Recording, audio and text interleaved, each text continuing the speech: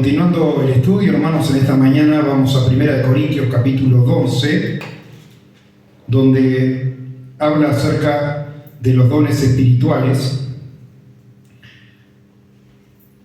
Vemos que el comienzo acá, estos al menos 10 primeros capítulos de 1 Corintios, el pueblo está teniendo que ser amonestado porque justamente había mucha carnalidad, había mucha cosa del mundo que se había introducido dentro de la iglesia de Corinto. Había muchos hermanos viviendo, por así decirlo, una doble vida, adorando a Dios el día de reunión y siguiendo los ídolos de este mundo, fuera de el lugar de reunión, ofreciendo festejos y un montón de cosas allí, haciéndose participante de las adoraciones paganas. Y entonces son tenidos que amonestar. Es gracias a esa imperfección de la iglesia, gracias a esa imperfección, que nosotros tenemos el capítulo 11 con la institución de la Cena del Señor y las correcciones que deben ser llevadas adelante en la vida de nosotros, los creyentes, para poder tomar de una manera agradable esa Cena del Señor, para que esa Cena del Señor pueda redundar en bendición y no en perjuicio, porque justamente puede redundar en bendición o en perjuicio si uno la toma con el discernimiento claro de que es el cuerpo y es la sangre de Cristo. Eso es un bálsamo para nuestras vidas, opera aún internamente, sanando nuestras enfermedades, como la palabra del Señor ya lo anticipaba en los libros proféticos. Él llevó nuestras enfermedades y nuestras dolencias. Y estamos, hermanos, entonces conmemorando esa obra de Jesucristo, una obra completa, porque no podemos ser tan niños en nuestra manera de pensar de que solamente ese sacrificio de Jesús operó para redimirnos del pecado y no operó para orar como sanador, auxiliándonos a nosotros en nuestras dolencias. Y acá, hermano, cuando trata acerca de los dones espirituales, ya le viene a hablar a la iglesia acerca de las posibilidades que la iglesia en sí misma, a pesar de su imperfección, tiene. Imagínense, hermanos, que esta iglesia, que estaba siendo escasa en su medida, porque el Señor, hermano, pesa los corazones de las personas. Allí en el libro del profeta Daniel nos trae la enseñanza acerca de Belsasar, el hijo de Nabucodonosor, y aparece una inscripción en la pared. Recuerda, había hecho una fiesta y había agarrado las cosas que habían robado del templo de Jerusalén y la habían usado para hacer una festichola, hablando en términos modernos, actuales, y se asusta porque aparece una mano en la pared que escribe un grupo de palabras que decía Mene, Mene, Tekel, Uparsin. Pesado ha sido en balanza y ha sido hallado falto. Esta iglesia, hermano, que si tuviésemos una balanza de 2 platos, que es la más gráfica, para ver si algo falta, pero podemos también agarrar una balanza digital. Si usted agarró un paquete de yerba para nosotros los uruguayos y le sacó una cebadura de yerba y vuelve a poner un paquete de canaria, que viene bien armadito el paquete cuadrado, y lo vuelve a poner arriba de la balanza, ¿qué pasa? No llega al kilo, ¿no? El paquete, ¿por qué? Porque usted ya le sacó una cebadura.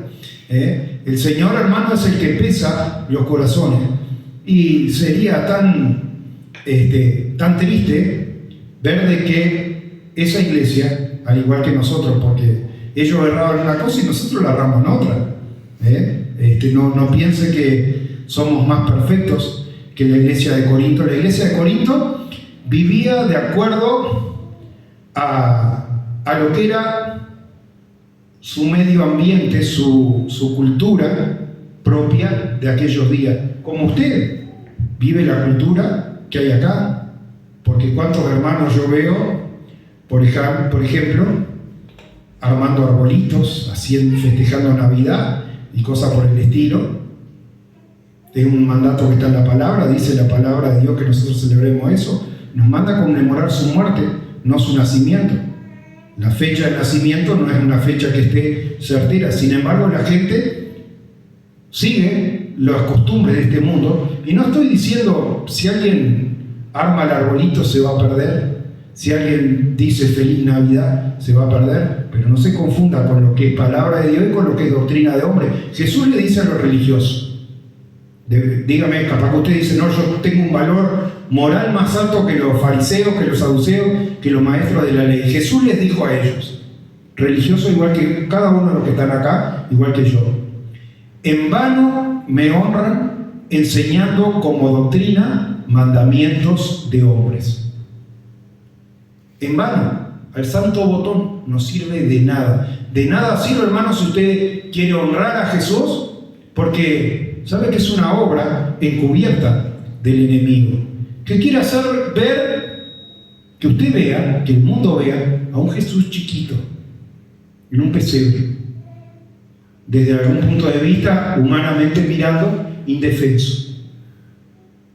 Pero Jesús no es un bebé en un pesebre. Él vino y cumplió una misión que le dio al Padre. Pero ahora, hermano, ¿qué testimonio tenemos nosotros? Cuando Esteban es apedreado, Hechos de los Apóstoles, creo que capítulo 7. ¿Qué testimonio tenemos? Lo estaban persiguiendo porque él anunciaba a Jesucristo. Y antes de morir, apedreado, él tiene una visión y le declara a aquellos que lo apedreaban: he aquí, veo los cielos abiertos y al Hijo del Hombre sentado a la diestra del Padre. No es la imagen que nosotros tenemos que transmitir, hermano, la de un Jesús chiquito en un pesebre. No es la imagen de un Jesús clavado en una cruz. ¿Por qué? Porque igual se equivocaron las mujeres. Recuerda cuando fueron el día de la resurrección al sepulcro y los ángeles la reprenden y le dicen: ¿por qué buscan entre los muertos al que vive? No está aquí, ha resucitado. Así que Jesús clavado en una cruz hoy es noticia vieja. No puede tener a un Jesús clavado en la cruz, porque Jesús murió, fue sepultado y al tercer día resucitó y ascendió al Padre y está sentado a la diestra del Padre, y es hoy un abogado que está intercediendo a nuestro favor. Abogado tenemos delante del Padre, un sumo sacerdote eterno, como dice la carta a los Hebreos. Entonces no negamos, hermanos, de que Jesucristo vino en carne, no negamos que Jesucristo estuvo allí en el pesebre, llegaron los magos de Oriente y le ofrecieron incienso, oro y mirra y todo lo demás. No negamos ninguna de esas cosas. Pero sí anunciamos a Jesucristo que triunfó en la cruz del Calvario y que resucitó, y que, como enseña el apóstol Pablo en estas mismas cartas a los Corintios, fue hecho primicia, primer fruto entre los que durmieron. Resucitó para vida eterna. Y, hermano, es esa vida la que Dios ha de darnos a cada uno de nosotros. Esta iglesia estaba sumida en la cultura de su tiempo y se habían dejado arrastrar y hacían las mismas cosas que los demás hacían. Y el apóstol Pablo le dice: el ídolo nada es, el arbolito nada es, las imágenes que usted se puede poner allí al pie de un pesebre nada son. Igual que lo que se vende en la carnicería, pero por un tema de conciencia. Dice: no la tuya, y si no la de tu hermano, no hagas eso. Hermano, podemos recibir la palabra o podemos resistir la palabra, pero la palabra debe ser predicada con claridad, que es lo que enseña la Escritura, y la Escritura nos enseña eso. Ahora, a pesar de las faltas de la iglesia de Corinto, que les reitero, podemos traspolarlas hoy a faltas que nos afectan a nosotros hoy en nuestros días. Aún Dios tiene un mensaje de esperanza para esta iglesia. Y el apóstol Pablo podía haberle hablado acerca del juicio eterno, acerca de un montón de cosas para meterle el cuco, hablando en criollo, a los hermanos. Sin embargo, ¿qué le viene a decir después de todas las cosas en las que han fallado y todo? Y que le presenta la cena del Señor y el efecto que esa cena del Señor tiene en el cuerpo que es la iglesia. Nos viene a presentar y dice, pero les voy a dar la buena noticia. La buena noticia de que Dios tiene para derramar en medio de su pueblo dones espirituales. Pero esos dones espirituales también, de alguna manera, son un tirón de oreja para que nosotros busquemos de acceder a esos dones. ¿Cuántas personas he escuchado a lo largo del tiempo? Sí, cómo me gustaría saber tocar algún instrumento, cómo me gustaría poder hacer esto, poder hacer aquello. Y mire, si quiere tocar un instrumento, ¿qué tiene que hacer? ¿Qué hay que hacer si uno quiere tocar un instrumento? Aprender. Yo mando al nene chico acá en la isla, 1 hora, todos los días tiene clase de música. A veces no tiene ganas de ir, pero si quiere llegar a tocar un instrumento, tiene que estar anhelando tocar el instrumento y practicar y hacer lo necesario para poder alcanzar a dominar ese instrumento. Nosotros, hermanos, no podemos quedarnos en la misma postura de aquel que dice me gustaría tocar un instrumento y no da los pasos necesarios para aprender música. Estar en la iglesia y saber de que de parte de Dios se ofrece en forma gratuita, porque alguien todavía podría decir, no, yo no estudio música porque no puedo comprarme el instrumento, no estudio música porque no puedo pagar la clase, pero el Señor, hermano, derrama de sus dones espirituales en forma gratuita, repartiéndolos como Él quiere. Pero ¿qué es lo primero, hermano, que debemos hacer? El Padre sabe de qué cosas tenemos necesidad, pero se goza de que el Hijo le esté pidiendo, Señor, quiero esto. ¿Cuánto pedimos para nosotros? Yo llevo muchos años en el camino del Señor y a veces he visto a alguien ir al supermercado con una lista así, tiene todo anotado lo que precisa.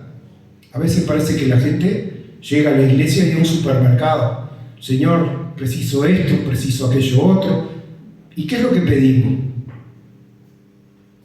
Pido trabajo, pido esto, pedimos cosas que están al alcance de nuestra mano. El Señor dice, sabe de qué cosas tenemos necesidad, reprende al pueblo, allí le dice, las aves de los cielos no tienen graneros, sin embargo, el Señor las alimenta. Los lirios del campo son vestidos mucho mejor de lo que el propio Salomón con toda su riqueza pudo vestirse. ¿Al Señor acaso no sabe de qué cosas tiene necesidad? Entonces, hermano, debemos cambiar nuestra mentalidad y el apóstol Pablo le escribe este capítulo a la iglesia para que dejen de pedir cosas materiales que con el tiempo se desgastan. Usted pide hoy, vamos a poner de ejemplo nuevo a mi hijo que es chico, y como chico que está creciendo, entonces uno le compra un par de championes y dentro de 3 meses hay que comprarle un número más grande. Ya no nos sirven más y a veces, hermano, las cosas que estamos pidiendo son cosas transitorias y momentáneas. En vez de pedir, hermano, lo que es eterno, que el Señor derrama, marcando una diferencia entre el que es su pueblo y el que no lo es, y son esos dones espirituales. Y el apóstol Pablo, que había recibido esos dones espirituales, le transmite a la iglesia diciéndole, esto no es una excepción, no es algo solamente para mí. Y por eso le dice, no quiero, hermanos, que ignoréis acerca de los dones espirituales. Porque muchas iglesias ignoran distintas cosas. Cuando el apóstol Pablo regresa allí a Éfeso y se encuentra aquellos hombres, lo estudiamos en Hechos de los Apóstoles, se recibieron el Espíritu Santo cuando creyeron? Ni siquiera hemos oído que hay Espíritu Santo, dice. Ignoraban cosas porque el que les enseñó sabía hasta por ahí nomás. Pero el apóstol Pablo había recibido estas cosas y por eso dice, yo no quiero que ignore que el Señor tiene dones espirituales para repartir en medio de su pueblo. ¿No sabéis que cuando eran gentiles se os extraviaba llevándoos como se lleva a los ídolos mudos? ¿Cómo se llevaban los ídolos mudos? Y generalmente se ponían allí, leemos en la historia del profeta Elías, en días del rey Acab, en el libro de Reyes, en Crónicas, podemos leer, habían hecho dos dioses paganos, Baal y Asera. Habían copiado de los vecinos idólatras, cananeos, que Dios le había dicho, no los dejen, no hagan pacto con ellos, no se unan con ellos, porque si no van a perder las malas costumbres. ¿Qué hicieron? No hicieron caso. Y allí Jezabel, que era la señora de Acab, nombró 450 profetas de Baal y 450 profetas de Asera. La reflexión que nos afecta en esta mañana es, cuando fueron al monte Carmelo, Baal y Asera, ¿cómo llegaron a aquel lugar? ¿Fueron volando? ¿Fueron caminando? No. Alguien lo cargó sobre su hombro para que llegaran allí, porque son ídolos mudos, no son capaces de hablar, no son capaces de escuchar, no son capaces de moverse. Dice, no quiero que sean ustedes como los ídolos mudos que está lleno en la ciudad. Estaba lleno en Corinto. Por tanto, os hago saber que nadie que hable por el Espíritu de Dios llama anatema a Jesús, y nadie puede llamar a Jesús Señor si no es por el Espíritu Santo. Es decir, hermano, hay una obra de Dios que se hace manifiesta desde lo más rudimentario, ni siquiera desde la práctica o lo que uno hace, el poder declarar así: Señor, tú eres mi Salvador, Jesucristo. Lo estudiamos, hermano, en el Evangelio de San Juan, que los que creen en su nombre y le confiesan, Él le da potestad, le da la autoridad de ser constituidos, de ser hechos hijos de Dios. Esta es una obra, hermano, extraordinaria, pero que arranca por la confesión. Dice que si confesares con tus labios y creyeses con tu corazón que Jesús es el Señor, eso, hermano, es el primer paso. Y por eso dice, el que puede reconocer esto, hay una obra del Espíritu Santo, una obra del Espíritu Santo que de alguna manera se la compara al fuego en distintas partes, ¿no? De hecho, la representación que hay el día de Pentecostés sobre los 120 reunidos en el aposento alto, dice, y les aparecieron repartidas lenguas como de fuego, dice la palabra, y hablaban en diferentes lenguas y los oían los moradores de Jerusalén. Esa manifestación, ese fuego del Espíritu Santo, el apóstol Pablo también le escribe a Timoteo y le dice: aviva la llama del Espíritu Santo. Hermano, es como hoy todos tenemos o casi todos deben tener una cocina a gas. Y generalmente la cocina a gas tiene un dial donde uno le sube, le baja la llama, tiene por lo menos 2 o 3 posiciones, alta y baja, para tener más llama o menos llama. Bueno, hermano, el apóstol Pablo le escribe a uno de sus colaboradores, Timoteo, le dice: aviva la llama del Espíritu que está en ti. Dice que estuvo en tu abuela, en tu madre, y que también está en ti. Aviva la llama del Espíritu. Y cuando Juan el Bautista vino a anunciar el Evangelio, una de las características que tendría su obra, dice: no apagará el pábilo que humea. Los que tienen unos cuantos años, como yo o más, antes era bastante más común que hubiese cortes de luz, y creo que en casi ninguna casa faltaba una vela. Y los que no son tan viejos y ya están hoy con luces automáticas y que se corta la luz y prende el sol así de emergencia, piénsenlo de cuando festeja un cumpleaños y le pone la velita ahí. Prende la vela y la vela tiene una pequeña mecha. Esa mecha se llama pábilo. ¿Qué pasa cuando el pábilo se apaga? ¿Alguien me sabe decir? Viene el niño y sopla la velita. ¿Qué pasa? Se apaga, pero queda allí una brasita roja y un humito. Dice Juan el Bautista, una de sus obras sería: no apagará el pábilo que humea.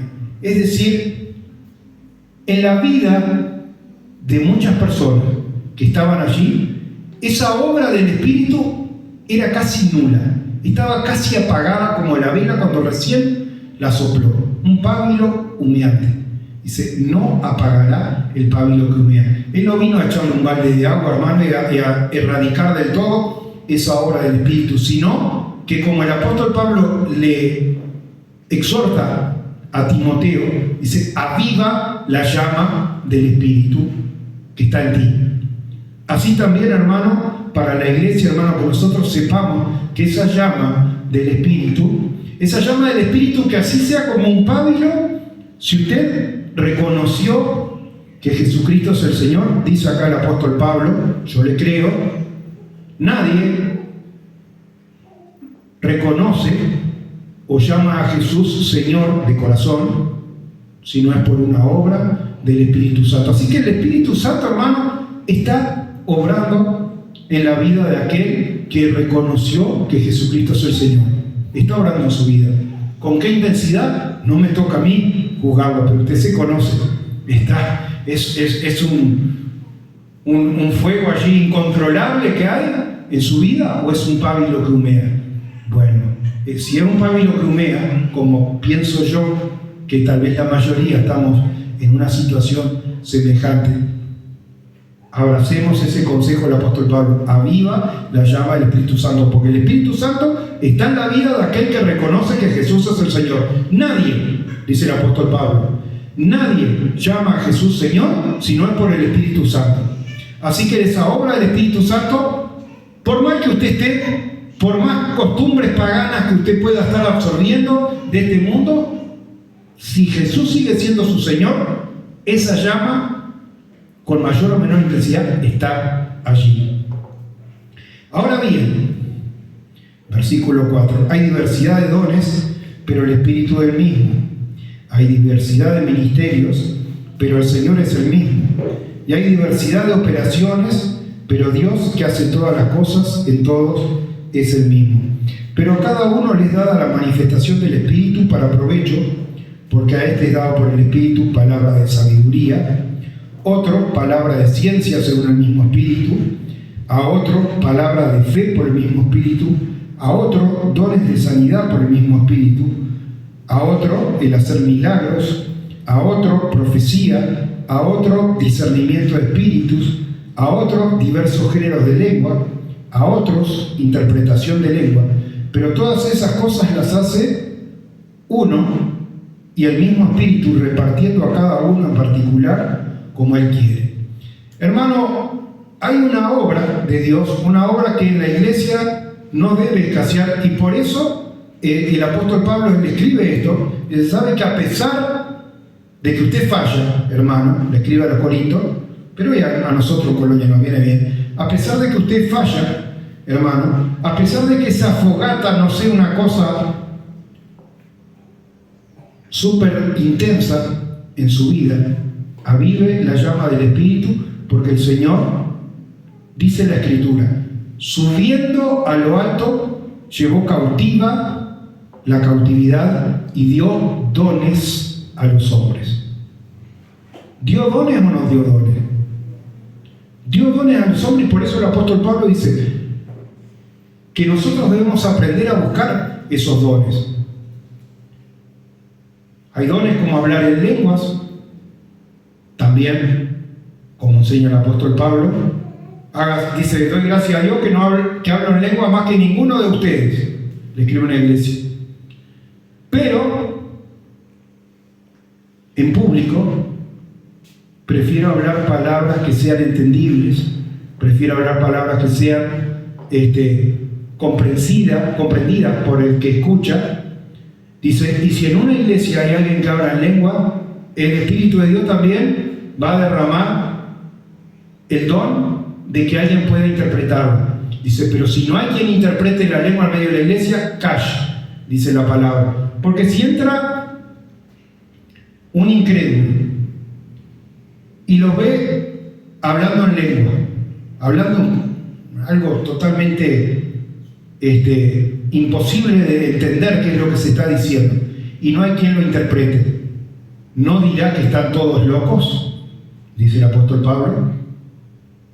Mas si entrara una persona, dice, y el espíritu de profecía está, y uno puede hablar, como Jesús le habló a Nataniel cuando lo llamó, fue uno de los discípulos y le dice, hemos hallado al Mesías. Dice, ¿acaso puede salir algo bueno de Nazaret? Dice, vení y ved.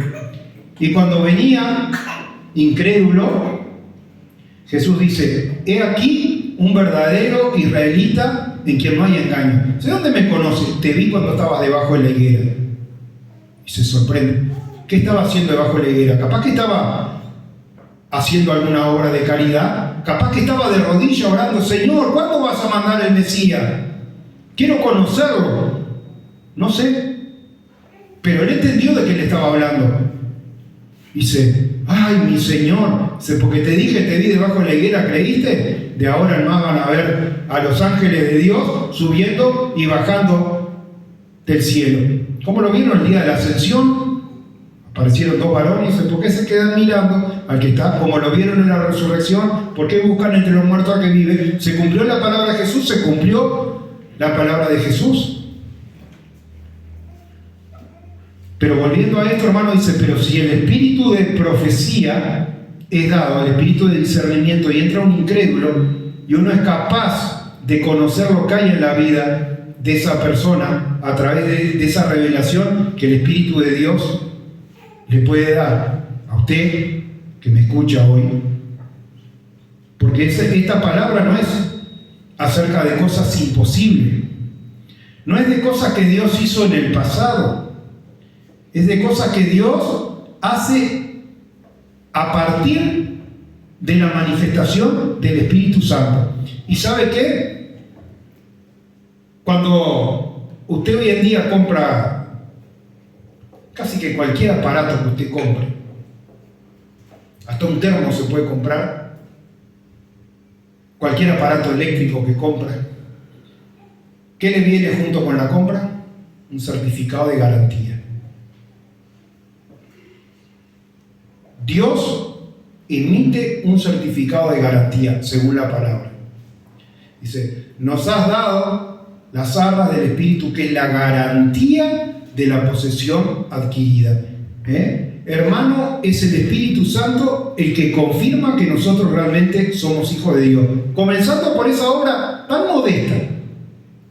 Porque no hablamos de mover montañas, no hablamos de derribar muros, cosas que el Señor hace, abre torrentes en la soledad, en el sequedal, en el desierto, les dio agua, abrió el camino, derribó los muros de Jericó. El Señor puede hacer tantas cosas sobrenaturales, pero la obra del Espíritu arranca tan pequeñito como eso, dándole la convicción de que Jesús es Señor y Cristo. Y eso es obra del Espíritu Santo. Nadie lo puede hacer sino genuinamente. Uno puede repetir como un lorito, le puede enseñar a vio que hay loro que habla, le puede enseñar a un loro que diga Jesús es el Señor, pero no entiende lo que está diciendo. Estamos hablando de corazón, hermano, que si le confesamos con nuestra boca y creemos con nuestro corazón que Jesús es el Señor, nos da potestad de ser hechos hijos de Dios. Porque así como el cuerpo es uno y tiene distintos miembros, pero todos los miembros del cuerpo, siendo muchos, son un solo cuerpo, así también Cristo. ¿De qué está hablando acá? De un cuerpo. Yo le voy a dar el ejemplo. En mi cuerpo tengo mano, tengo oreja, tengo nariz, tengo ojos, tengo boca. La oreja es parte del cuerpo, la nariz es parte del cuerpo, la boca es parte del cuerpo. Nosotros, hermanos, somos miembros de un mismo cuerpo que es la iglesia de Cristo. ¿Quién maltrata su propio cuerpo? Nadie. Así tampoco, hermano, podemos nosotros estar tirándonos palos los unos a los otros, porque si nosotros le tiramos palo a alguien, no lo consideramos que sea parte del cuerpo, como no nos pegamos palos a nosotros. Tenemos cuidado de nosotros. No tiene cuidado. Si a usted le duele la mano, ¿qué hace? Y va al médico a ver qué le está pasando, que le está doliendo la mano. Ni hablemos si le duele el pecho, corriendo al médico a ver qué le está pasando. Si le duele mucho la cabeza, hace frío y dice, debo tener presión. Enseguida va a estar buscando una solución. ¿Por qué? Porque cuidamos, en mayor o menor medida, cuidamos de nuestro cuerpo. A veces lo descuidamos un poco, cuando comemos de más o lo que sea, ¿sí? Por ahí cuando en vez de hacer ejercicio nos quedamos durmiendo. Pero cada uno valora y cuida de su cuerpo.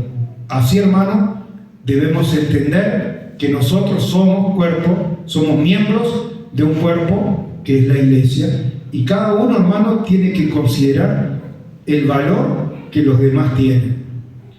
Y cada miembro debe también hallar su lugar, porque el Señor repartió dones de la manera que Él quiso, hermano, pero el Señor no le dio todos los dones a uno solo, por suerte.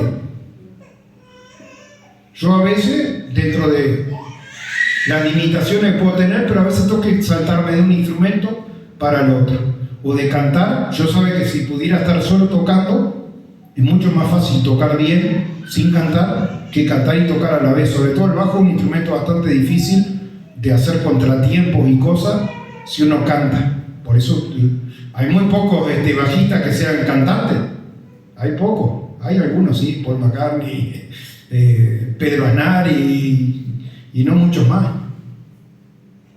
Porque es muy difícil. Yo podría tocar mejor si me dedico, estoy sentado tocando el bajo, no canto, solo estoy mirando lo que hago. Pero a veces hay que estar saltando de un lado para otro. Pero el Señor no me dio todos los dones a mí.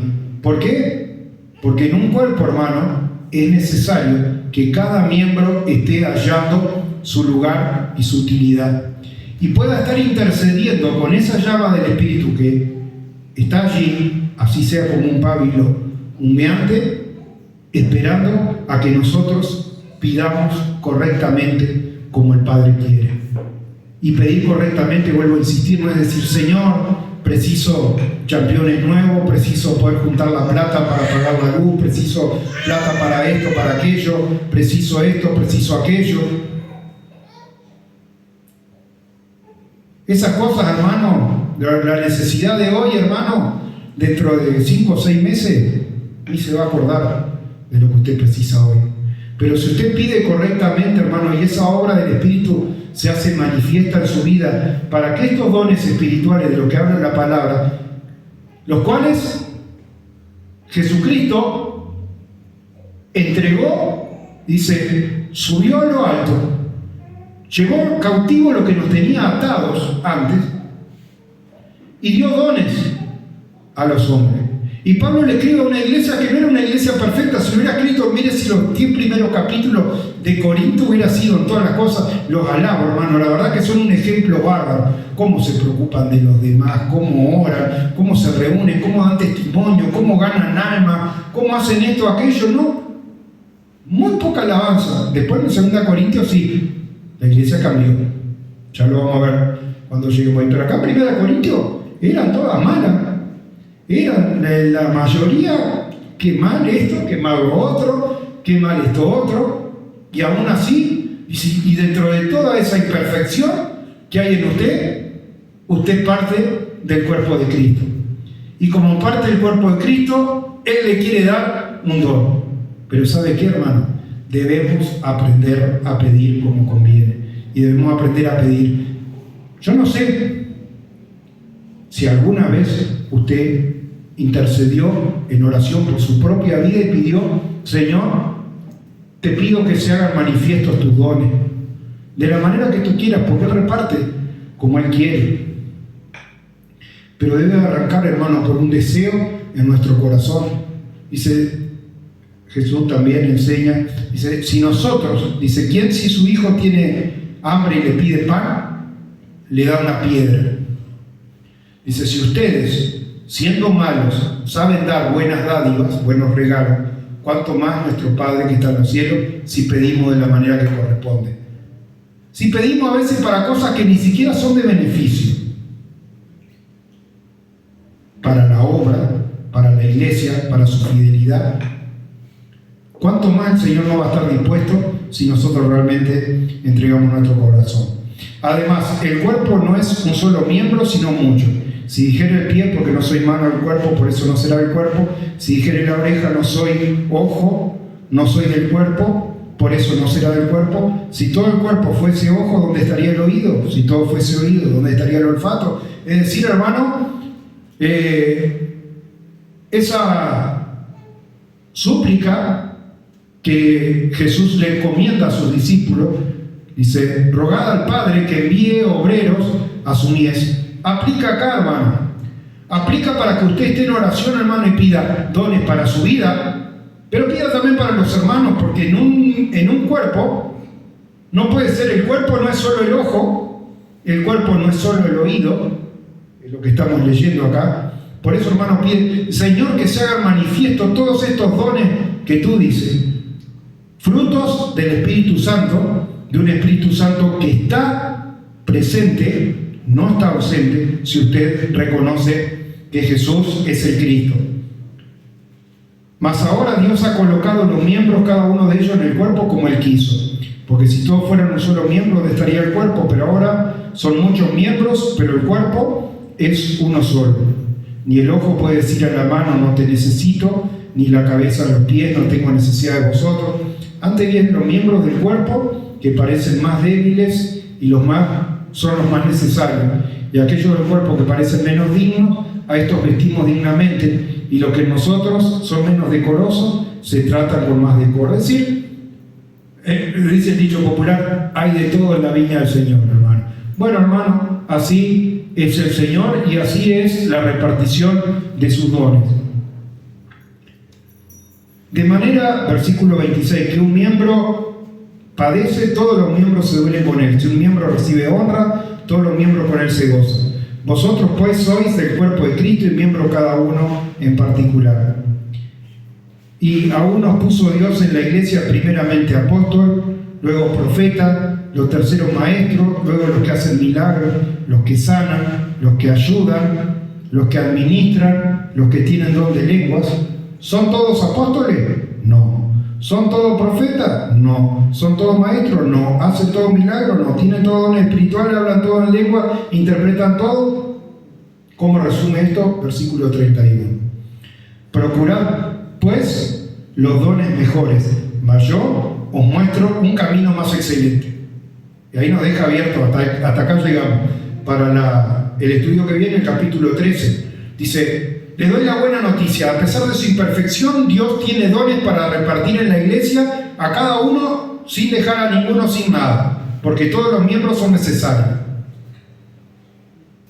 Y aunque usted debe procurar esos dones, los mejores de todo, ¿qué dice? Yo todavía le voy a mostrar algo mejor que eso que le estoy diciendo, la posibilidad de que en su vida operen algunos de estos dones. Tengo todavía algo mejor para mostrarlo, lo que está en el capítulo 13, la preeminencia del amor. Pero eso lo dejamos para la reunión que viene. Los invito a ponerse de pie, hermano.